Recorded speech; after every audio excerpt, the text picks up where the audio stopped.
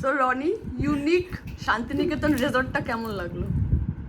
খুব ভালো লাগলো, স্পেশালি হোটেলটা খুব ভালো ছিল, মানে হোটেলের রুমটা ভালো ছিল, আর বাদ বাকি সার্ভিস একদমই ভালো নয়। লাঞ্চ আমার কালকে পোষায়নি, কিন্তু ঠিক আছে ব্রেকফাস্টটা।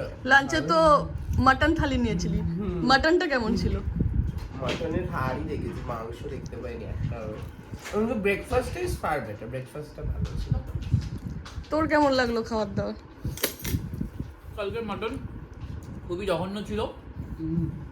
আর রাত্রেবেলা চিকেন ভর্তা কি দিয়েছে জানি না, বুঝতে পারিনি। আর 2 লিটারের জল কালকে চেয়েছিলাম রাত্রিবেলা 11টার সময়, আজকে ভোরবেলা গিয়ে আমাদেরকে নিয়ে আসতে হয়েছে। রুম সার্ভিস পাইনি।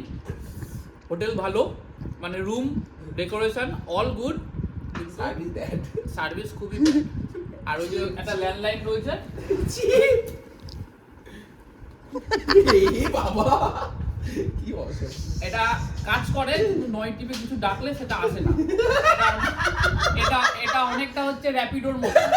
আগে জিজ্ঞেস করলেন কোম্পানি কত দিচ্ছে, আমি যখন বললাম 72, তখন বলবে ওটা কিন্তু দাদা 100 করে দেবেন, তাহলে তো তুই কি সাজেস্ট করবি কাউকে এখানে আসার জন্য? আমি সাজেস্ট করবো কেউ যদি 2-3 দিন না খেয়ে থাকতে পারে তাহলে এই হোটেলে শুধু আসুক, জল খেয়ে জীবন কাটাক। আর জলটাও তো পাবে না। ও জলও টাইমে দেবে না, নিজের বাড়ি থেকে জল নিয়ে আসো, আর জল একটু খেয়ে খাও। জল ফুটিয়ে, যে কেটলি দিয়েছি ইলেকট্রিক কেটলি, জল ফুটিয়ে খাও।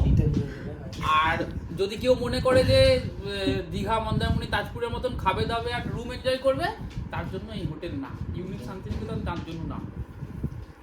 তুই তো স্যাটিসফাইড না, একদমই বোঝা যাচ্ছে। তাহলে এখান থেকে তুই কি নিয়ে যেতে চাইছিস? কেটলিটা, আমাদের একটা কেটলি এমনিও কিনতে হবে।